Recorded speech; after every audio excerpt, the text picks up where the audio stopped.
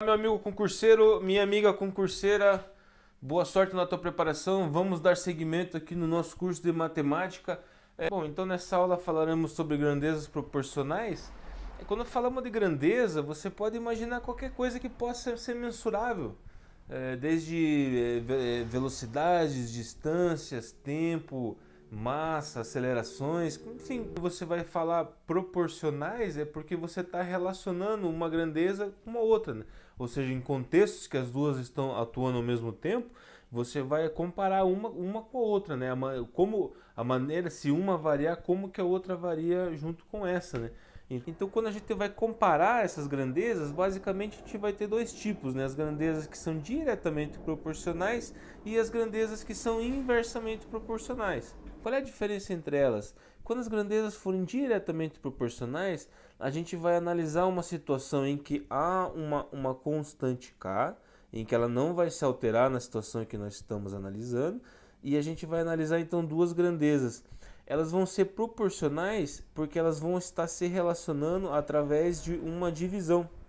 Às vezes isso aqui pode fazer parte até de uma equação, ou de alguma função, de alguma outra coisa, pode ter até outros termos, mas basicamente você analisando a relação entre a grandeza A e a grandeza da letra B, elas vão ser diretamente proporcionais, porque como K é uma constante, se eu tiver uma variação em A, para que K mantenha-se constante, obrigatoriamente B vai precisar variar.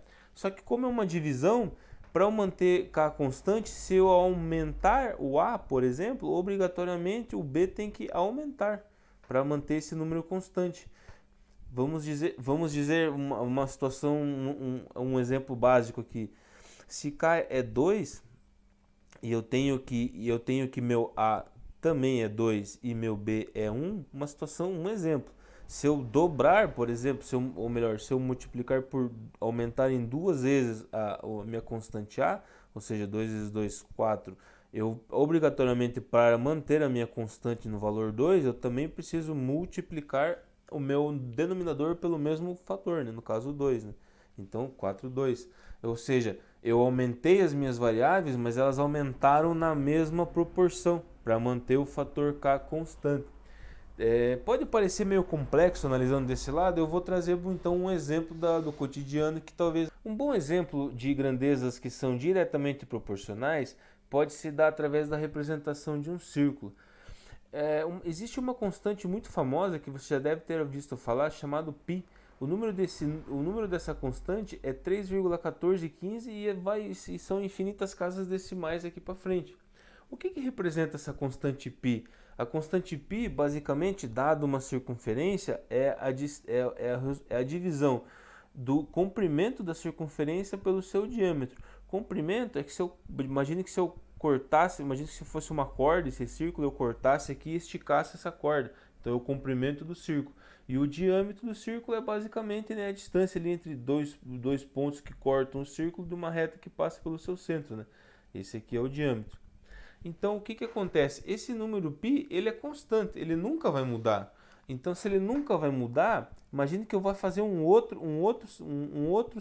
outra circunferência maior do que essa daqui.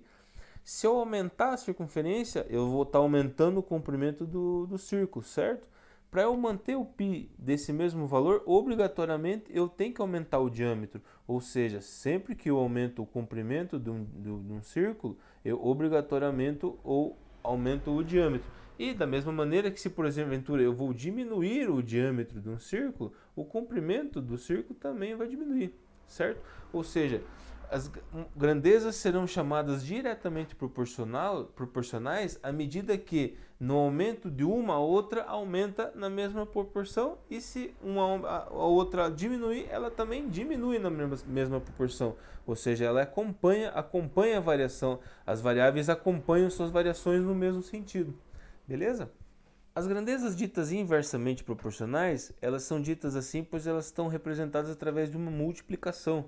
Ou seja, dado uma constante k, grandezas inversamente proporcionais são representadas dessa forma. Por que dessa forma? Se eu tomar como exemplo se eu tomar como exemplo os dados anteriores, vamos supor que k seja 2 e eu tenha a minha grandeza a no valor de 2 e minha grandeza b no valor de 1. digamos que eu quero agora multiplicar por 2 a minha grandeza A. Então, dessa forma, o K ainda continua 2, a minha grandeza A é 4, só que agora, o que eu tenho que fazer para manter esse 2, né? Se eu multipliquei por 2 a grandeza A, a única maneira de eu manter essa relação igual é agora eu dividir também por 2 a minha grandeza B, ou seja, aí eu mantenho, né? Se eu fizer 2 aqui, continua 2 igual a 2, certo? Então, ou seja, as grandezas inversamente proporcionais, na medida que você aumenta uma grandeza, a outra diminui na mesma proporção. Por isso são ditas inversamente proporcionais. Um exemplo que nós podemos ter de grandezas inversamente proporcionais, podemos citar a segunda lei de Newton, em que diz que uma força aplicada em um objeto vai provocar uma aceleração nesse objeto, no mesmo sentido da força aplicada.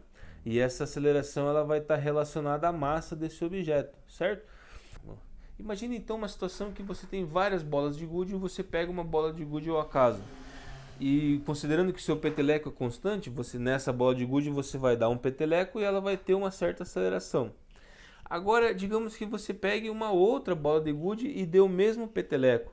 Se essa bola de gude ela tiver uma massa maior e o peteleco é o mesmo, obrigatoriamente a aceleração que essa bolinha vai ter, ou seja, a movimentação dela vai ser menor, certo? Por quê? Porque é uma multiplicação, entendeu? Então, numa multiplicação, as grandezas são inversamente proporcionais. Dado uma constante, se uma aumenta numa certa proporção, a outra decai na mesma proporção.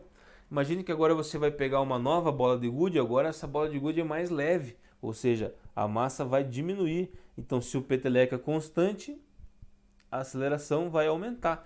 Então, isso que significa ser inversamente proporcional.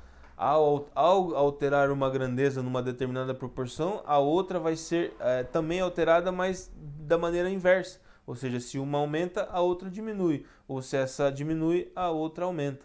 Tudo bem? Então é isso. Por hoje é só.